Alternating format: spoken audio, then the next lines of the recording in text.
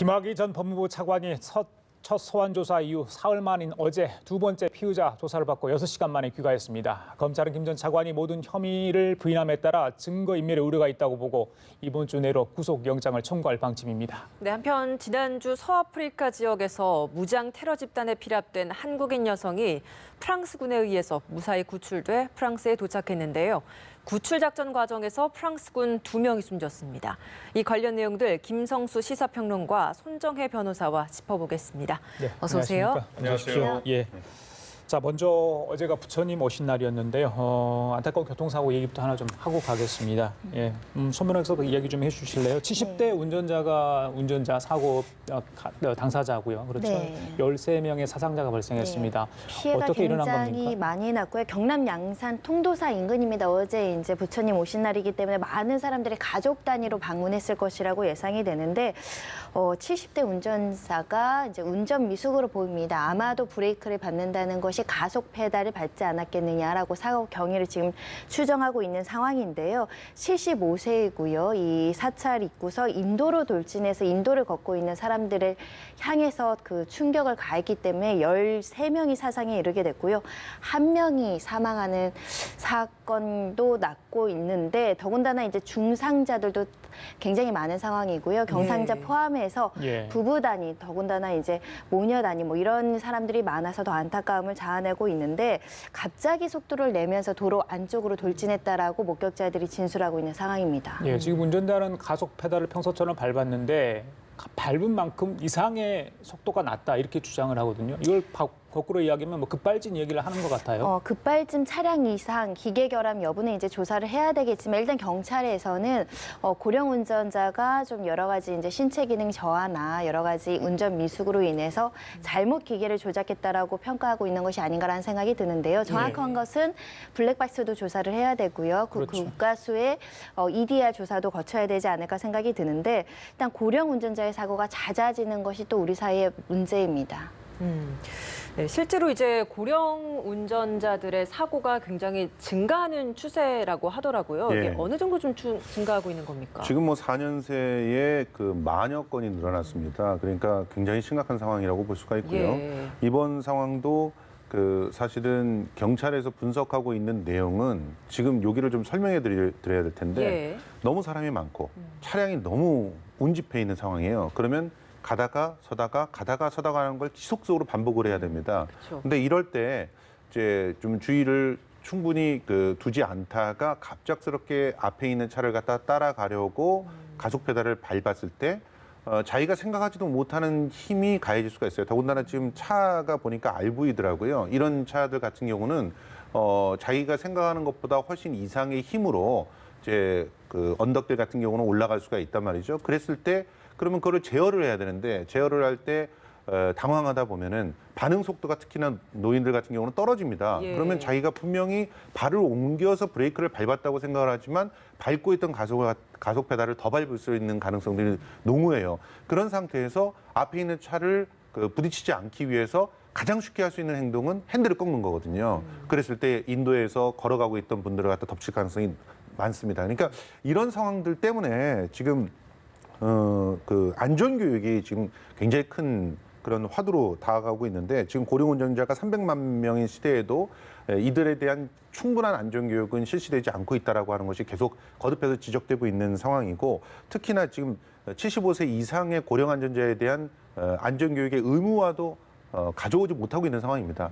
자발적으로 지금 그 면허를 갖다 반납하는 것들을 갖다가 이끌어내고는 있지만 권장하고 있죠. 그것만으로는 지금 그 충분한 조치가 되고 있다고 보기는 좀 어려운 상황이어서 시급한 대책들이 좀 필요한 상황입니다. 최근에 지금 사고 당사자 사고 가해자는 75살 아니겠습니까? 최근에 80 넘으신 분들, 90 넘으신 분도 사고를 낸 적이 있었어요. 그래서 최근에 이제 정부에서도 자치단체에서 뭔가 대책을 마련하는데 본인의 그 나이와 실체적인 어떤 인지 능력이랄 좀 다르지 않습니까? 그래서 좀 애매모호하고 확실한 기준을 정하기 좀 어려운 부분이 있다 이렇게 이야기를 하더라고요. 이게 이제 고령 운전자의 운전면허를 반납하는 걸 의무화시킬 줄여박힐 거냐 재량화할 것이냐의 문제는 결국은 인권 문제하고 또 생계 문제가 달려 있습니다. 고령 운전자들 그렇지. 택시도 하시는 분들 많고 또 고령이라고 하더라도 모두 인지 능력과 신체 능력이 저하됐느냐 사람마다 다르기 때문에 일률적으로 금지하거나 의무화시키는 게 굉장히 어렵고 일본에서도 90년대 후반부터 지금 수십 년 동안 논의가 되고 있지만 자진 반납 제도를 운영하고 있습니다. 자진 반납을 하게 되면 뭐 교통카드라든가 일종의 복지 서비스를 더 제공을 해서 유도를 한다는 것인데 우리나라에선 현재 75세 이상이 되면 그 면허증 갱신이나 적성 검사 주기를 좀 단축하고 그리고 의무 교육을 강화하고 이런 쪽으로 지금 대책을 마련하고 있는데 중요한 건 가족들의 관심입니다. 어르신들이 운전을 할 수 있는지 없는지에 대한 판단을 가족들이 조금 더 네. 논의를 해보시고 본인 스스로도 좀 위험성이 있다, 어렵다, 그리고 여러 가지 뭐 약을 드시거나 지병이 있거나 조금 인지 능력이나 이런 것들이 과거와 같지 않다라고 한다면 지자체별로 반납을 하면 교통카드를 지원하거나 차량을 지원하거나 하는 제도들이 있습니다. 적극적으로 참여해야 되지 않을까 생각이 듭니다. 예, 알겠습니다. 이번에는 주제를 좀 바꿔보겠습니다. 김학의 전 차관 어제 소환된 지 사흘 만에 다시 소환돼서 조사를 받았습니다. 검찰이 사흘 만에 이렇게 다시 부른 것은 뭔가 추가적으로 어떤 혐의를 더 다시 입증할 만한 것들이 마련됐기 때문이라고 봐야 되는 겁니까? 검찰에서는 윤중천 씨를 통해서 의미 있는 진술이 뭐 다수 확보되고 있다라는 이야기도 나오고 있고요. 네. 윤중천 씨뿐만 아니라 소위 말하는 스포처 최모 씨로부터 돈을 받았다라는 정황도 지금 확보하고 있다라고 보이기 때문에 그런 정황에 대해서 추가적으로 질문을 해야 이제 구속영장 신청 심사까지 이제 보강 수사가 필요하다 이런 판단이 아닐까 생각이 드는데요. 네. 근데 문제는 지금 김학의 전 차관이 윤중천 안다. 그런데 뭐 대가성이 있지 않았다. 아니면 받지 않았다. 이런 진술이 아니라 아예 윤모 씨를 모르는 사람이다. 윤모 씨를 모르는데 그런 별장을 갈 리도 난무하고 뇌물을 받을 리도 난무하고 그 사람과 연계된 여성들과의 부적절한 그런 여러 가지 행위도 없었다. 이런 취지로 주장하고 있기 때문에 사실은 고강도 수사가 굉장히 어려운 지점입니다. 아예 전면 부인하지만 아예 만난 조차를 거부하고 있기 때문인데요. 그래서 검찰은 지금 증거인멸 가능성이 너무 높다. 왜냐하면 객관적인 사실로 인정할 건 인정하고 넘어가야지 그 사람의 진술의 신빙성을 인정해줘야 네. 되는데 만난 자체, 알고 있는 사실 자체를 부인한다는 거는 굉장히 거짓말, 진술의 신빙성을 인정하기 굉장히 어려운 구조다 이렇게 판단한 게 아닌가 생각이 들고요. 지금 최모 씨라는 스폰서까지 등장하고 있기 때문에 지금 검찰은 막바지 보강 수사로 대가성을 입증하는 데 지금 주력하고 있다라고 보시면 되겠습니다. 그 1차 때도 윤중천 씨와의 대질 신문을 시도를 했다가 김학의 씨가 거부를 했다 하지 않습니까? 2차도 또 마찬가지인데 방금 말씀하신 것처럼 윤중천 씨도 모르고 별장에 가본 적도 없고 다 모든 걸 부인하지 않습니까? 검찰에서도 대질 신문을 할 이유가 없다고 판단을 할 수밖에 없을 것 그러니까 같은데. 대질 신문 하더라도 의미 있는 성과가 없는 거죠. 저 사람 처음 봅니다라고 이야기 나오면 서로 진술을 맞춰보거나 불일치하는 것에 대해서 좀 평가를 해야 되는데 저 사람 모릅니다. 저 사람 무조건 거짓말이라고 한다면 대질 조사의 의미가 굉장히 떨어지기 때문에 무리하게 대질 조사를 안 한다라고 보시면 될 것 같고요. 지금 김학의 전 차관의 주장은 윤중천 씨가 과거에 수사 대상으로 온 적 굉장히 많고 사기 전과가 있는 사람인데 그 사람의 진술만을 가지고 어떻게 기소를 하겠느냐 이렇게 지금 변론하고 있다라고 보시면 되겠습니다. 예.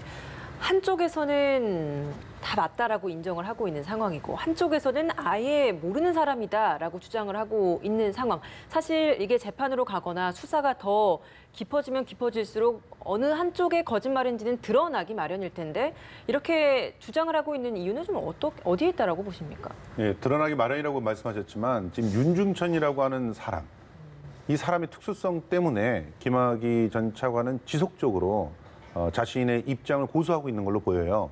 그러니까 윤중천이라고 하는 사람이 지금 증언을 하고 있는 걸 보면은 자신의 유불리에 따라서 증언을 계속 바꾸고 있잖아요. 그리고 또 공소시효 같은 걸 굉장히 잘 따져가면서 그 증언을 하고 있어요. 그래서 공소시효가 다 지난 것들에 대해서는 예. 술술 진술을 하는데 공소시효가 남아있다고 생각되거나 애매하다고 생각하는 부분은 진술을 완강히 거부하거나 부인하거나 혹은 다른 말로 계속적으로 말을 바꾸고 있죠. 그런데 지금 사실은 변호인, 그러니까 김학의 전 차관의 변호인 측에서는 그 증언자에 대한 그 신빙성 문제를 지속적으로 제기하기만 하면 네. 증언 전체를 배척할 수도 있는 효과가 있거든요. 이 부분은 다른 사건에 있어서도 굉장히 그 다양하게 그러니까 피의자들이 활용하는 그런 방법입니다.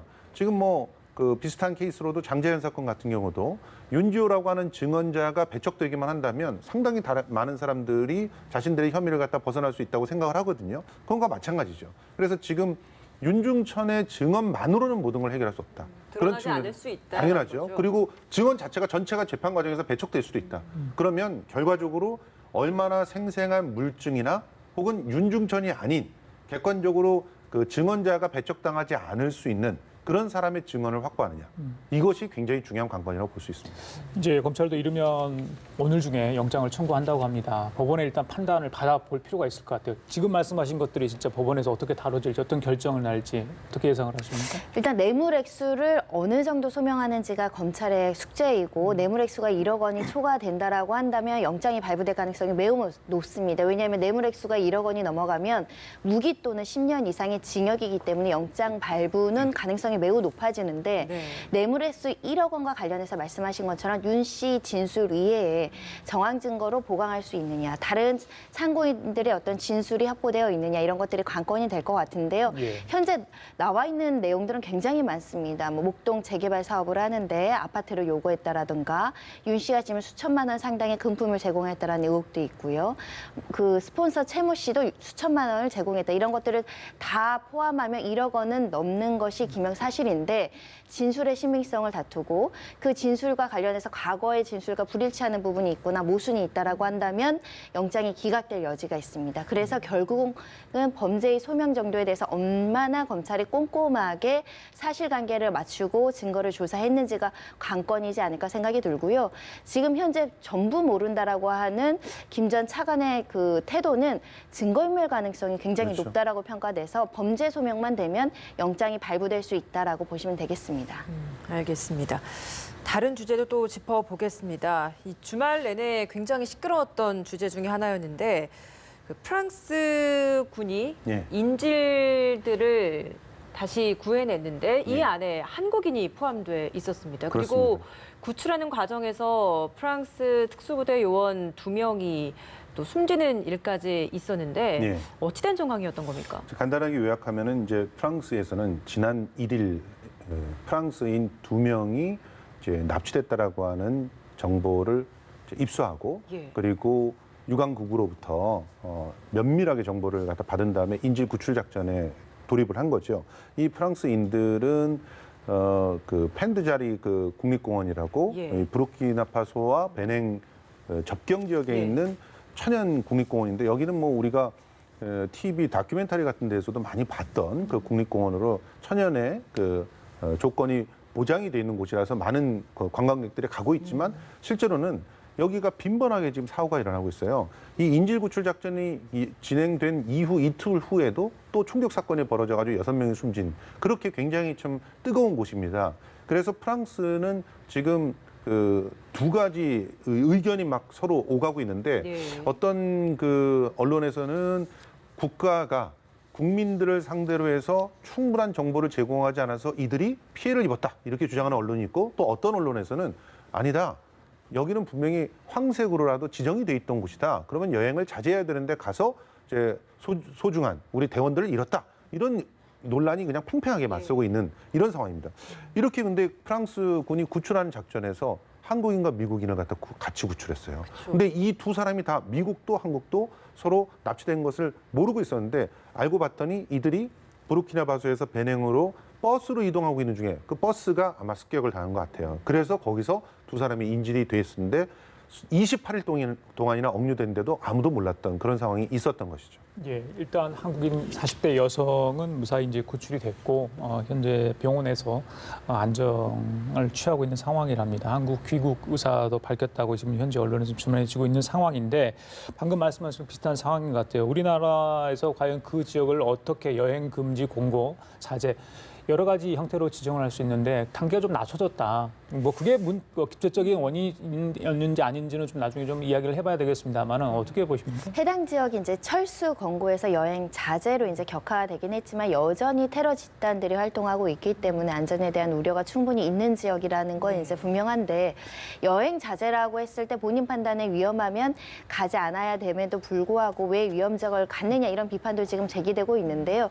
조금 더 말씀하신 것처럼 국가에서 적극적으로 외교부에서도 이 위험성을 알리려는 노력도 필요하지만 국민 개개인도 여행을 할 때 보통은 한국인이 외국을 갔을 때는 사실 다 통보가 되고 저희가 출입국 관리소에서도 알고 이런 여러 가지 조치들이 있을 텐데 외교부에서는 그런 4가지 방식 중에 이제 한국인에 대한 소재 파악이라든가 이런 그 납치 사실을 파악하지 못했다라고 이야기를 하고 있습니다. 이런 정보의 수집이 어려운 부분이 있으면 또 구출이라든가 안전보호에도 그 적극적일 수 없기 때문에 그렇죠. 이 관련된 매뉴얼에 대해서 국민들도 좀 신경을 써야 되지 않을까 생각이 들고요. 예. 프랑스 외무장관도 지금 왜 위험 지역을 갖는지에 대해서 설명을 해야 된다 이런 이야기를 하고 있습니다. 워낙 자연 관광이 수려한 지역으로 알려지고 있지만 이렇게 무장 집단들이 얼마 전에 카톨릭 교회에도 지금 테러가 발생했다라고 한다면 스스로의 안전을 지킬 정도의 수준에 대한 대비가 돼야지 관광을 가야 되지 않을까 생각이 들고요. 현재 재외국민에 대한 안전보장에 대한 관리책도 모니터링이 강화돼야 된다는 지적도 있지만 국민 개개인도 조금 안전 지역에서 관광을 하는 것이 바람직하지 않을까 생각이 들고 예. 프랑스에서는 현재 여행 금지 구역으로 지정이 맞습니다. 되어 있다는 거예요. 예. 그래서 처벌해야 된다 이런 목소리까지 나오고 있는 상황입니다. 예, 정보 권고를 무시한 여행을 했을 때 정부의 책임은 어디까지 있을 것인가?